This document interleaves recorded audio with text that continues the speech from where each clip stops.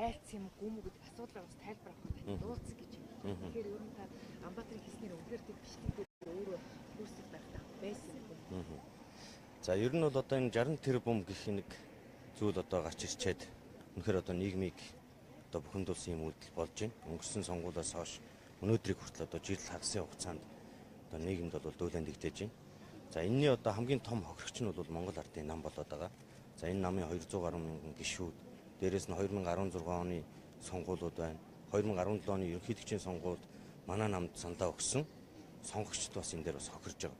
Зарим хүмүүс бол бас нэлээдгүй ярьж гин, уурж гин, бөхөндж гин, зарим нь ичж гин, айж гин, нэмэж гин гэдэг их олон зүйл болоод байгаа. Тийм учраас энэ 60 тэрбумын гих тодтолтой энэ зүйлийг нэг талд нь гаргаж яаралтай шийдвэрлэх юм зайлшгүй шаардлага байна гэж миний зүгээс бол үзэж байгаа. Тэгээ өчигдөр тэр Ганбаатар гэдэг нөхөр гарч ирээд хэвлэлийн урал хийгээд 60 тэрбумын энэ яриа хэлцээрт одоо болж байхад амар хэсгэлэн байсан битээр өчигдөр ярьж олон нийтэд бас төөрөгдөл төрүүлж ахаад энэ асуудлыг цааш нь улам илүү өргөн болгох гэж одоо бас үзэж байгаа юм шиг байна. Маш их харамсаж байна. Юунд харамсаж байна гэхээр ерөөсөө энэ хүмүүс нөгөө цайрна гэж байдаг шүү дээ. Тийм байдал руу орж байгаа юм болов их өваагүй үйлдэлд оролцоод явж байгаа юм болов гэж ингэж бодож эхэллээ. За ер нь бол би энэ 60 тэрбумын гих тодтолтой энэ зүйлийг бол эвлүүлэг гэж бодож саяхныг хүртэл явж ирсэн. Яагаад тэгэхээр 2016 оны сонгуулийн үед бичлэг гарч ирээд цацагдах үед энэнд холбогдсон этгээдүүд бол энэ эвлүүлгээ гэдгийг бол албан ёсоор би тухайн үед сонгууль хариуцсан нарийн бичгийн дараагаар ажиллаж байхад хэлж ирсэн. За мөн дээрээс нь Сүхбаатар дүүргийн цагдаагаас энэ бичлэг бол эвлүүлэг байна гэсэн албан тоотыг бас манай намд ирүүлсэн байдаг. Ингээд энийг үндэслээд би бол одоо энэ 60 тэрбумын бичлэг бол эвлүүлэг юмаа гэсэн итгэл үнэмшилтэй явж ирсэн. Харамсалтай нь саяхан болсон намын удирдах зөвлөлийн хурал дээр одоо энд холбогдсон сандуу намын удирдах зөвлөлийн шүнэслэл эрдэнэ төлөөлөгчдийн урдын дарга энэ бичлэг нь бодиттой болсон юм а гэдгийг өөрөө хүлээн зөвшөөрсөн учраас би бол одоо энэ дээр эвлүүлэг бишээс байсан юм байна гэдэг энэ итгэл үнэмшлийг бол авсан. За тэгээ эвлүүлэг гэж одоо олон нийтэд хандаж 2-3 удаа мэдгдэл хийжсэндээ би бол харамсаж байгаа. Би буруу зүйлд итгэж явж исэн байна гэж одоо өнөөдөр бол бодож байна. Тэгээ өнөөдөр 60 тэрбумын асуудлаар намайг байсан мэтээр өчигдөр хэвлэлийн урал хийгээд тэгээ өнөөдөр авилгатай тэмцэх газар дээр дуудаж одоо мэдүүлэг авъя гэсэн. Тэгээ сайн байна. Их хурдтай ажиллаж байна. Энэ хурдтай ажиллаад энийг одоо нэг талд нь гаргах ёстой гэж би бол бодож байгаа. За миний тухайд 2014 онд болсон энэ яриа хэлцээр дээр огт байгаагүй. Би 2014 онд бүтэн Америкийн нэгдсэн улсад сурж байсан. Энийг бол одоо намын олон түмэнч тэр надтай хамт мөр зэрэгцэн зүтгэдэг улс төр одоо нөгөө журмын нөхөд маанч тэр нийслэлийн иргэдийн хурлын нөхдүүд маанч тэр мэдж байгаа. Тэгэхээр би бол одоо 60 тэрбумын яриа хэлцээр дээр огт байгаагүй. За тэр үтгийг хэл би ер нь ийм яриа хэлцэлд огт ордог ч юм. 14 онд би ямар албан тушаалтай байсан бэлээ гэдгийг та нар бас бодоод үзэх ёстой. Иймэрхүү яриа хэлцэл болсон болвол яриа хэлцэл болж их үед би энэ хэмжээнд ярилцах албан тушаалтан байсан уу юу гэдэг ч бас асуудал байж байгаа. Тэгээд энэ талаар бол одоо орж тайлбараа өгье. За энэ хэргийг бол нэн даруй шийдэж нэг талд нь гаргаас намын нэр хүндийг сэргээгээсэ энэ намын гишүүн гэж овоглогдож явж байгаа гишүүдийн нэр хүндийг сэргээгээсэ гэж ингэж бол бодож байгаа. Энэний төлөө ч явна гэж бодож. Таныг байсан гэж зураг үзүүлээд нотлоод байсан шүү дээ. Тэр зургийг би харсан нэг 15 оны 9-10 сарын үеийн зураг байна лээ. Ягаад тэгэхээр 15 оны 6 сард би одоо эх орондоо буцаж ирсэн байдаг. 15 оны 9 сард санагдаж байна. Нийслэлийн намын орон дээр бас дотооддоо тодорхой хэмжээний үйл ойлголцол төрсэн байсан цаг үедээ сандуу тэр Ганбаатар гэгч нөхдүүд намайг болон бас хэсэг нөхдүүдийг өөрийнхөө ажил дээр урьж, хоол идэж бас нэг хамтарч энэ намынхаа улс төрийн ажил зүтгэхээ илэрхийлж одоо бас уулзалт хийж исэн. Тех уулзалт хийх улс төрийн шалтгаанч бас тэр нөхдүүдэд байсан. Ягаад тэгэхээр бас энэ нам дотроо бас дотооддоо юм нэгдэл бас алдагдсан. Бид зүрх хүчин болцсон нилээдгүй тэмцэж зүтгэж явж байхад араас нам маань дэмждэггүй.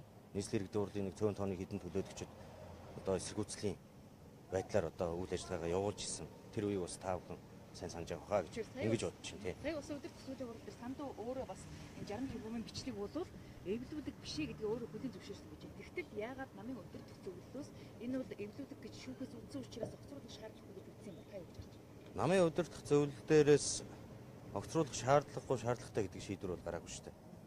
Энэ дээр бол хүмүүс нэг хариуцлага тооцож асуудлыг шийдвэрлэх зөв юм а гэдэг байдлаар бол удирдах зөвлөлийн гишүүд нэлээд бухимдлаа илэрхийлсэн тийм л үйл болсон. Удирдах зөвлөлийн хурлын тааныг давчлаад мэдээлээч янз янзын мэдээлэл. За би тэгээ дараад нь албан ёсоор энэ талаар мэдээлэл өгье. Дараад нь бас дэлгэрэнгүй тайлбар ярьцлагыг бас хэвлэлд өгье.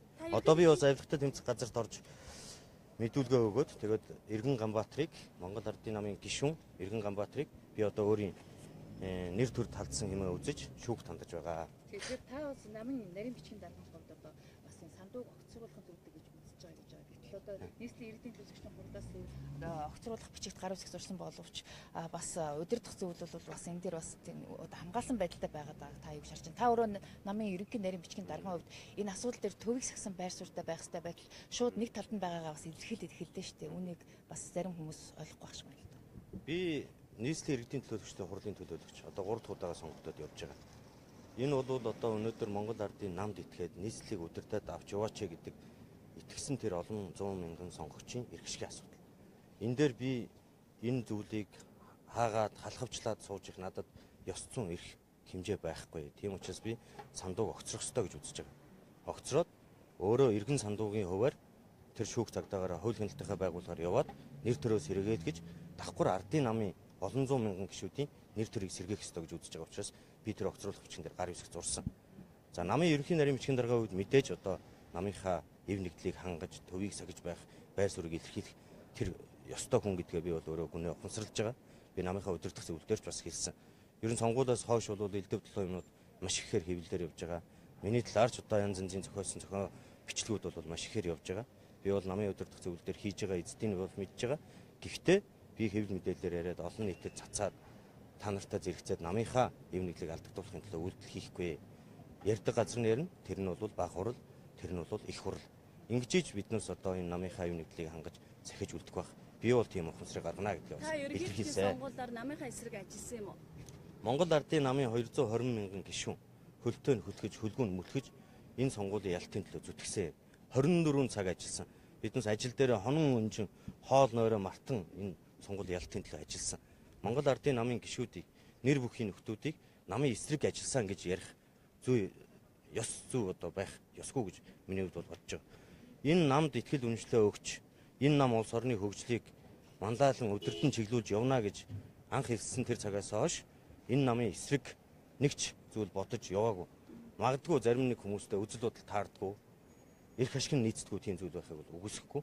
Гэхдээ миний хувьд бол энэ намынхаа том нийтлэг эрх ашигын төлөө энэ намд итгэж үнэмшиж явдаг тэр 200 гаруй мянган гишүүдийнхээ өмнөөс дугуйч тэмцэж зүтгэнэ гэж. Намын дотоод зурчаас суулгаад бас цэцмэтрийн огцруулах асуудал бас өндөр хэрэгтэй. Та өмнө юу гэж харж байна? Намын гисэг. Би одоогоор тийм мэдээлэл бол албан ёсоор бол аваагүй байна. Хэвлэл мэдээлэлээс мэдээлэл авч байна. За энэ засгийн газрыг огцруулах эсэх асуудал бол мэдээж намын удирдах зөвлөлдөр яригдах ёстой асуудал. За цаашлаад энэ улсын их хурл бүлэг дээр одоо ярилцах ёстой асуудал. Улсын их хурлын гишүүдийн өөрсдийн бүрэн эрхт байдаг ёстой асуудал учраас энийг бол нэлээд хугацаатай ярих ёстой гэж ингэж бодож байгаа. Та хариуцлага хүлээгөө. Би намын их хурл энэ жил одоо болох одоо дөрмийн заалттай. Намын их хурл маань болно. Намын их хурлаар намын даргаа сонгодог, шинэ баг хурлаа бүрдүүлдэг, ерөнхий нарийн бичгийн даргаа сонгодог. Ийм л байдалтай байна. За баярлалаа. Би одоо